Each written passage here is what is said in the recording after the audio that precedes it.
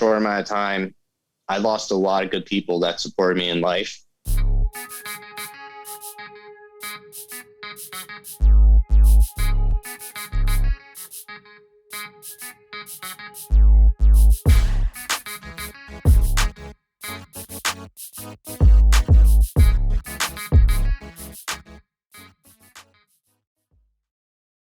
My next guest is reading comic books, but when he's not reading comic books, he's making a name for himself in the professional wrestling world. I would like to introduce you to the comic book warrior, Gabe Baez. Gabe, what's going on, man? Welcome to the Tristen Law Show. Hey, I'm really excited to be here. But I'm such a big supporter of you, man. I was like, I have to be on this. I'm really hyped for this.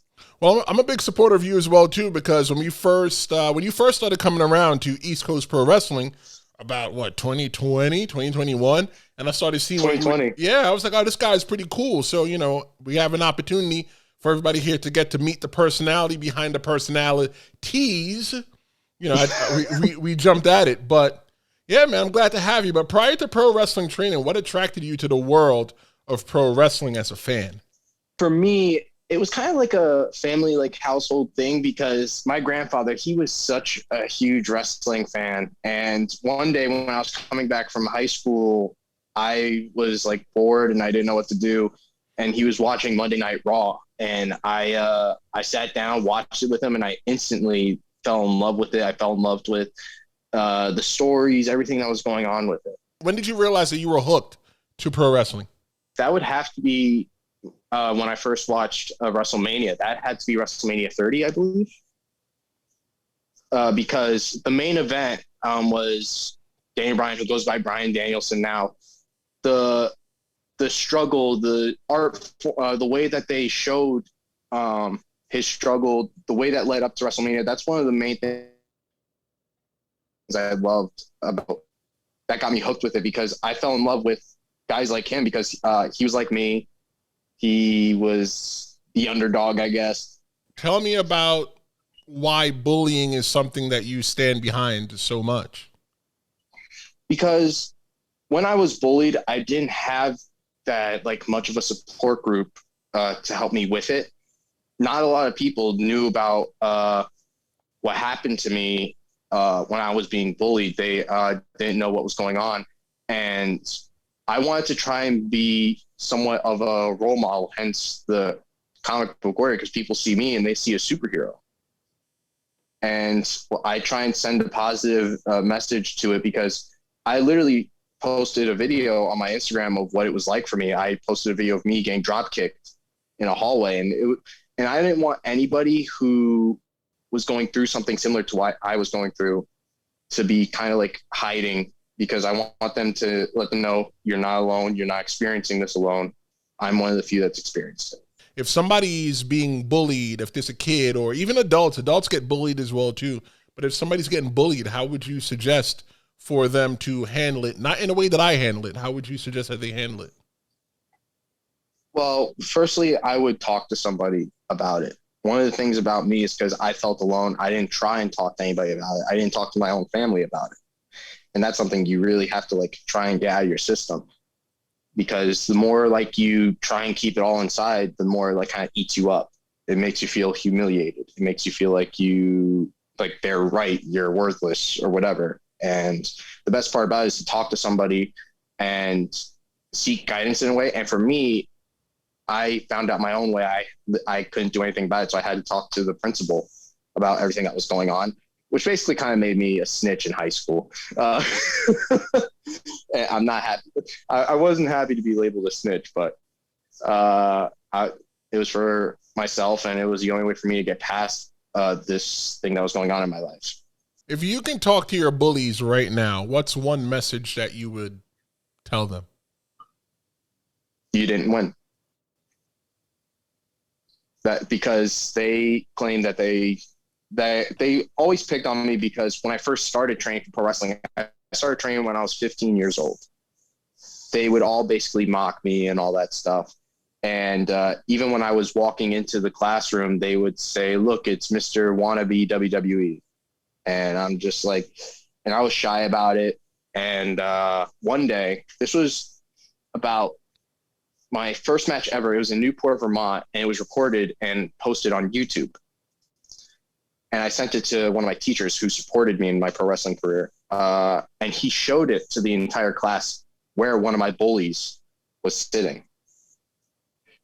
And the bully started laughing. He started chuckling. And he says, "What the hell is he wearing?" Because I was wearing generic tights. And my professor paused it. And he goes, "Do you know where this match was? Do you know how old he is?" And he made me stand up and he says, "Gabe, how old are you?" I go, "I'm 15 years old." And he goes, 15 years old. And he wrestled a guy that's probably twice his age. And he went to Newport, Vermont, which is basically the Canadian border, and wrestled for chump change. He is fighting to follow his dreams, something you all should try and do. And that's when I instantly knew that I got this in the bag.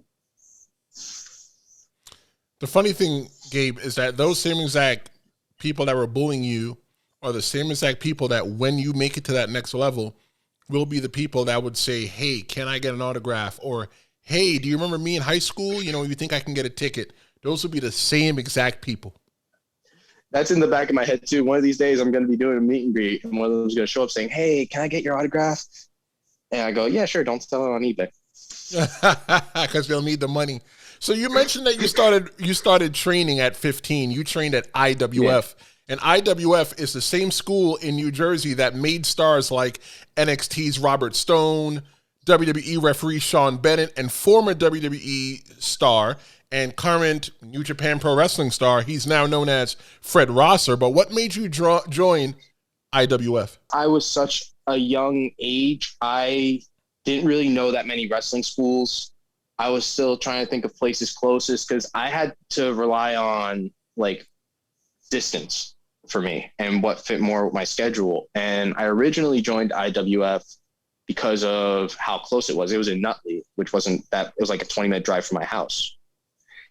And I loved the environment that I got from there because I met amazing people. I met Mimi Her, who's doing amazing in her own career. I've met my late best friend, Michael Cammett, Justin Adams, and Kareem West, Biggie Biggs, amazing people.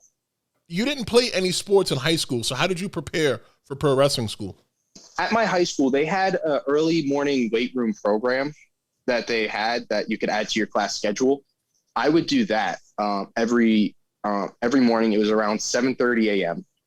I would be in there at 7:15. I would be the earliest there. I would start stretching and we couldn't go anywhere in the school. So I would be in the cafeteria stretching and everybody would be looking at me like I'm weird because I was the only one that knew the dynamics. Like, you have to stretch, you have to do this, you have to warm up.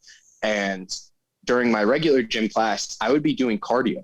So you were dedicated to being a pro wrestler or getting ready for it before you even stepped foot into the school. Yeah. Because, tell everybody how old you are.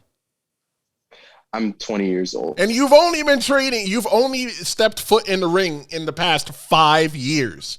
5 years. That's not really a long time. But for a 15-year-old to know that this is what he or she wants to do and then to chase that dream at 15 years old, bro, that's awesome. Thank you. It's when I say that I've been doing this for 5 years, people kind of look at me weird because they thought I started last year when I said, "Oh, I'm a pro wrestler," because when they realize that anybody could start training for it, but when they realize I trained so young, they kind of see how committed I am. You were 15 years old. You were in pro wrestling school. What do you think were some of your biggest challenges while you were in pro wrestling school? At 15? It would have to be to kind of maintain school life and wrestling life for me, because that's one of the biggest issues with it. Because I remember, and I also was working as a dishwasher at an Elks Lodge at 15. It was they would give me $50 for washing dishes. People don't understand how grueling pro wrestling is, or even the training. because, they think that pro wrestling is predetermined. It is predetermined, the outcome, but we're really out there killing ourselves. Exactly.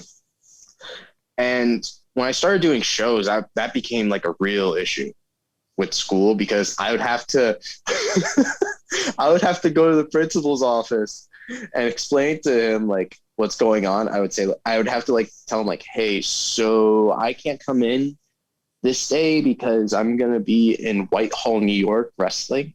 You're talking about having to ask your principal for permission. I've had to do that at my jobs as well too. And I always tell younger pro wrestlers to find a boss or a manager, somebody that's over you at work that really likes wrestling. Because once you find someone that really likes wrestling, or somebody that wanted to chase a dream, they will take care of you. I never forget when I was working, this was way back. Kid, you were probably only 5 years old. I'm kidding. No, you probably were. It was like 2009. Yeah, you're probably 10. I was 8. Wow, look at that. So when you were 8 years old, right? I had a manager, and I was like, look, man, I do this wrestling thing on the weekends, blah, blah, blah. And he said, look, I wanted to play softball professionally, and I couldn't do it. So I'm going to see if I can help you make your dream. And he always looked out for me. And I had another boss who I used to get tickets to the wrestling show all the time, and he would bring his kids. And that's how I was able to make a lot of wrestling shows. So, if you find somebody when in the work world that is passionate about what you do, when they understand the passion, they'll look out for you just like your principal did. Also, one of the biggest changes I had to go through with pro wrestling was when IWF shut down. Because when IWF shut down, I really had no idea where to go. But somebody recommended Damian Adams, and I gotta say that was probably one of the best moves for me. Nothing against IWF, I have nothing against them, but in my opinion, Damian Adams, he helped me understand the psychology of pro wrestling a lot more, along with the moves a lot more. You were talking about how you worked at the Elks Lodge as a dishwasher to get lunch money. When I went to public school, I always looked forward to lunch, because for me, in living in New York City, you grew up in New Jersey, that New York City public school lunch, Mama Forden, it was slamming. Bro, it was slamming. So talking about you and your lunch, tell me why you ate chickens with your hands in high school. So in high school, I was trying to eat a lot of protein, and I would literally go to Acme at the time and eat a whole rotisserie chicken for lunch. And I would grab a drink, and I'd go to the Chinese restaurant that was right next to it for white rice. And I would be spending all that money every week to basically get that nutrition, get the carbs and all that. The one thing I lacked was vegetables. So I would have to come home and eat some raw vegetables here. I get yelled at all the time, bro. I eat a lot of protein in my diet, but I don't eat any vegetables. I try to eat things that are different colors other than brown, or light gray or stuff like that. Bro, I get it. I understand. So like for you, like high school was just only a couple years ago, and it was so pivotal in your young pro wrestling career. So you mentioned how you had to go to the principal to ask for permission to go to the pro wrestling show. Like, think about it, bro. Most people your age were asking their parents for permission to go to clubs or go to parties and stuff like that. What did you do in high school other than wrestling? Go to comic shops. Outside of pro wrestling, I really didn't do that much in high school. I only spent time with my family, because here I conversated with a lot of my family members. My brother and I would always have fun. Me and my sister would always have fun. And I would eventually, some days I would spend time with my dad because he doesn't live with me. He lives close to Montague, and we'd go out, watch movies, go to arcades, bowling alleys, stuff like that. And honestly, outside of pro wrestling, I really didn't do much. I was a shy kid, so I really didn't talk to that many people. But I remember one year I had a group of friends, and they would invite me to their house to watch The Flash every Tuesday. It was on when I first started pro wrestling. And I remember when we first started watching it, we were so like, I was the comic book nerd. So I'm like thinking of the comic book behind it. I'm like, this kind of relates to this one, this one, this one, this one. And I'm trying to figure out who's the main villain. I'm pulling out like every single comic book hit in my head. And I'm going to say this now. In high school, I was a walking, talking comic book library. In my backpack would be nothing but comic books.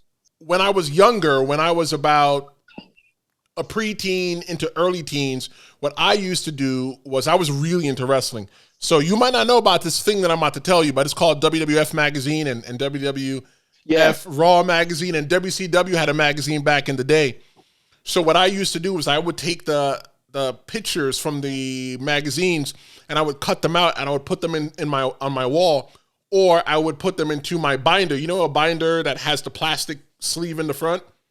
Yeah. I would litter exactly that. Which one you're talking about? I would litter those with pro wrestling photos and stuff like that.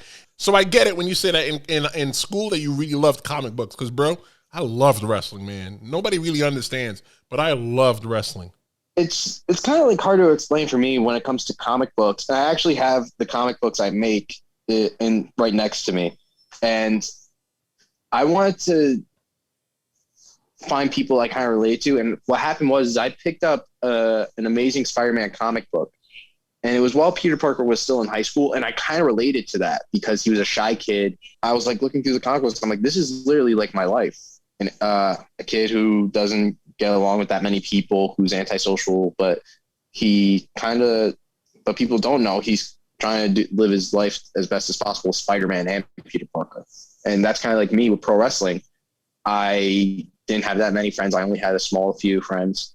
And I was trying to find the best of both worlds in pro wrestling and in high school. Because around my senior year, things kind of started to like lighten up for me, because that's when I was jacked.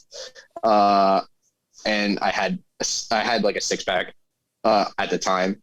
And people were really starting to like notice my like dedication, my physique and all that. And I remember when all the coaches for every single team would come up to me saying, hey, you should join. Hey, you should join baseball. You should join football. You should join wrestling. And I said, when that wrestling coach asked me, I said, I already do wrestling. One of the cool things that I agree that I've seen you create are the comic books, and they're all tailored to each match. And it would be nice to get one for this podcast, the Tristen Law Show. But what's the process that you have going into the comic books? That's me and Ray Calitri right there. Oh, nice. That's my guy, Ray Calitri. And right here, a little ad in the back. Get your shirts. No, I'm kidding. But what goes into the process of the comic books now, anyways, is that I try and, like what we do in wrestling, I try and build a story with it. Like for my most recent comic book with Ray Calitri, I took the promo that he did of me, because he basically said that in his promo that I will never be like the shining star he is. He is pound for pound the greatest champion of all time. And I wanted to see how I could do that. And I also remember when I called him a Queen of the South extra, so I had to add that in the comic book somehow. So what I did was I screenshot his promo and I edited it into the comic book to make it look like I'm reacting on my phone. So what I did was and this was at my job. So what I did was I took an old busted phone that I had as like a dummy phone. And I took a picture of me looking at the phone and I put a word bubble saying, okay, we'll see who's the best buddy. Basically like adding story, adding context to it instead of it just being matches.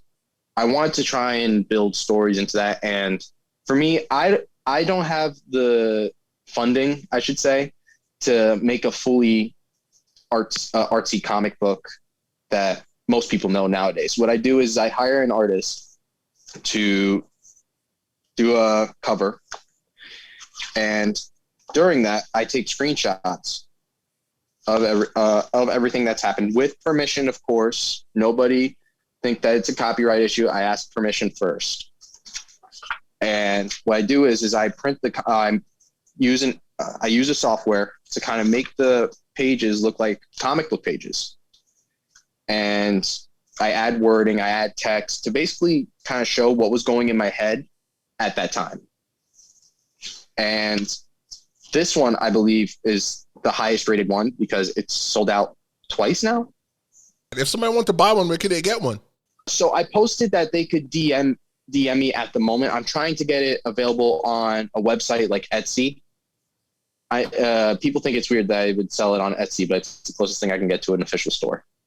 And I sell it for $5. But if they want it, they could DM me directly and say, hey, I would like this comic book, an 8x10. And I would say, okay, it's going to cost you this much. I'll send you my Venmo. They Venmo me the money. Don't worry. I have boards and sleeves if anybody wants one. Don't worry. It's not going to be wrecked by the time you get it. That was one of the big issues. People were requesting sleeves. That's pretty cool, bro. I didn't even know you did that. I didn't know that. I know you did the comic books, but I didn't know this much articulation went into it. Yeah, because I wanted to do something that I kind of had a relation to, and the only relation I had to were comic books. And as a kid, I would actually make my own comic books. I would draw heroes like Red Dragon or Phoenix, and I didn't know there was actually a Phoenix in Marvel at the time, so I kind of got sad when I heard that. Guardian Angel, all those heroes I made as a kid, and it basically kind of, that childhood memory kind of spruced up this idea for the comic book warrior. If wrestling wasn't your dream, what would you be doing? In all honesty, I would probably be either in the fire department or working for Marvel right now. My one dream is to like kind of stick to something I love. And one of the things I love is to help people in a way, because back to the whole bullying thing, I gotten so many messages from people who claim that they've been bullied or victims of bullying in the past. And a mother actually reached out to me one time saying, hey, my son's being bullied. What should I do? And I go, talk to him. The only thing to do is talk to him, help him get through this. And if you want, call the school. And she did, and everything was resolved. And to kind of be like that role model, it does kind of warm my heart in a way, because it's honestly a surreal moment when you realize that you helped somebody for doing what you do. IWF, you mentioned it eventually closed, and you moved on to Damian Adams's academy, his school. And for those who don't know, Damian Adams has trained the likes of Tasha Steeles, Deanna Peraza, or on previous episodes of the Tristen Law Show, Steven Stetson. What makes Damian Adams's school so unique? How he treats everybody. He is honestly like, and the way he thinks, the way he operates, it's something that I kind of like admire from him, because he teaches everybody in so many different ways. He helps you understand psychology a lot better. He does all these drills. And just so everybody knows, we do 1,000 squats as a warm-up. It is not fun at all. He basically conditions you to become a diamond in the rough, because he wants everybody to succeed. And honestly, and he's passing on all this knowledge. He has like different styles of wrestling in there too. Like, I remember we started doing a lucha sequence, and it was new to me, and I was stiff as a board. I couldn't move that much at all. And that's what he says, Gabe, you gotta loosen up a bit. You gotta do all this. And I actually started doing yoga to help my body loosen up, to help my body be relaxed. And it helped out phenomenally. So you've been talking about characters, and we've alluded to this for quite some time. Tell everybody about your characters, and there's one of them that I don't like, but tell everybody about your characters. So start with the one that I don't like. It's kind of like, all right. So I call him the Agent of Chaos, because it's totally opposite of what my other side is. he's basically kind of destructive, kind of creepy. And the only reason why this man does not like it is because I wear these white contacts that scare the bejesus out of him. Every time I go near him with the contacts, he closes his eyes, turns his back, and walks away. Yep, It is right hilarious. Now. Yep, doing it. I'm not wearing them. I know, but I was going to prank you by wearing them. You know, I was terrified that you were going to do it. I was like, you know what? What if he does it? What if he does it? So I'll explain. So the problem with the contacts for me, and I've told you this before, it reminds me of this photo that was creeping around on social media years ago. And it was like somebody had a pimple and oh my God. And there was a fly crawling out of it. And right now the hair is standing up on the back of my neck and it grosses me out. Bro, when you are in the locker room, I don't even want to come next to you because you want to look at me. All right, moving on. I remember in the whole Pack-On show, you were like, you tried to run away, but the locker room was so small that you couldn't like quite escape from me. So I'm just like, hey, Tristan, come here. When you're running around with a couple months ago, you were running around with the contacts on at a ECPW television taping, and I didn't talk to you for the entire show. I greeted you, I didn't look you in the eye, and I left you alone until those contacts came out, bro. Nothing creeps me out. That creeps me out. Put the other one over. So the other side is the superhero, the comic book warrior that everybody knows today. Basically, he's all the superheroes that everybody would know, Superman, Batman, Green Lantern, Spider-Man, all those, like basically like rolled into one, because he kind of holds a code to be a hero, to do what's right, don't do anything that Agent of Chaos would do, which is basically try and destroy everything. Because I don't know if you remember or not, but during my match with Love Jones, I was acting a little bit more aggressive than I usually do. And both characters, they kind of like show some hints of super strength and like willpower to keep going. That's what, and the Agent of Chaos kind of like came to be after I saw Venom 2, because I remember a scene where Eddie and Venom were kind of fighting each other, where Venom wanted to go eat people. And Eddie was like, no, we're not going to eat people. We're going to eat normal food for now until things die down. And it kind of like clicked in my head. What if the comic book warrior kind of had an alter ego that he hates? With all this that we've talked about, both of your personas or both of who you are in the ring, for somebody who has gotten this far and they still don't know who you are, who is Gabriel Baez? Oh, that's a tricky question. Explaining the personas is a lot easier than explaining who I am. The only thing that I can really say is I'm a shy person. Sometimes I'm sometimes goofy, and I'm just a guy that tries to help out any way possible. I do whatever I can to help out with the community, anything like that. And I'm honestly like a person that's humbled by everything that he has. Like, I have a family that supports me 110%. I have an amazing group of friends in my wrestling community that I call brothers and sisters. I consider you my brother. And to have that, which is something that so many few have, is something that I'm honestly going to be grateful for the rest of my life. And when I reach to a point where I go to a big place like WWE, AEW, Impact, New Japan, anywhere I go, I'm going to thank everybody who supported me along the way. No matter if they stopped supporting me or if they kept supporting me till the day I die. Because along the way, I lost, in the short amount of time, I lost a lot of good people that supported me in life. And when I reach them, when I reach that point, I'm honestly going to be thinking of them because they helped me along the way. So you mentioned going to that next level, WWE, Impact, AEW, New Japan. If somebody from their organization or another professional wrestling organization is listening, why is Gabe Baez, why are you the best person to be given an opportunity to join their roster? Because I'm devoted. I'm honestly one of the, and I'm going to probably put on the best show possible. Because I want,